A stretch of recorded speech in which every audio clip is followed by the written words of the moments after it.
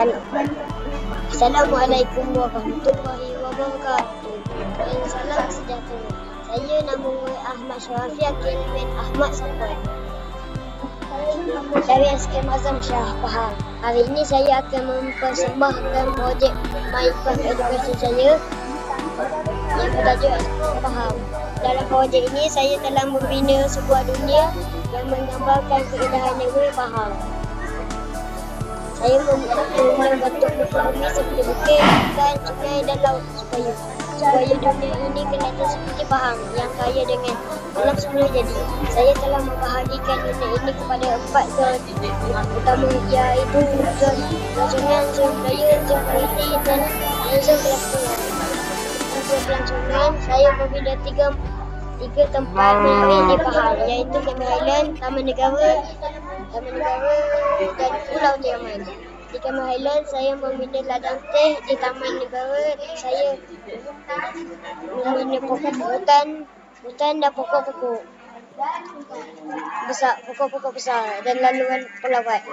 Di Pulau Tiaman, saya pula membina pantai, laut dan batu karang.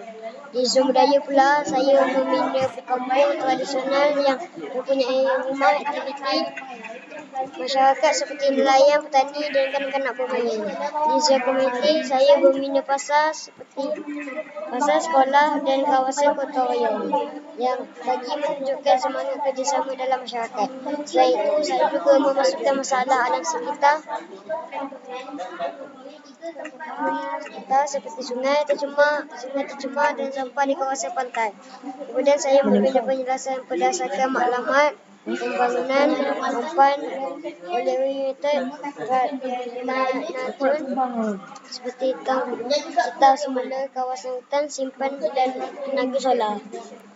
Saya juga meletakkan NPC dan papan tanda untuk memberi maklumat kepada pengunjung supaya dunia ini lebih interaksi dan mudah difahami. Harap saya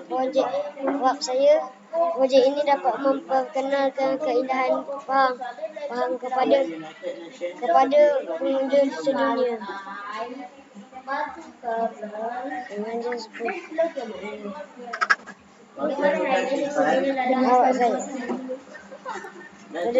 Pelawat dan salam dan luar negara. Sekian, terima kasih.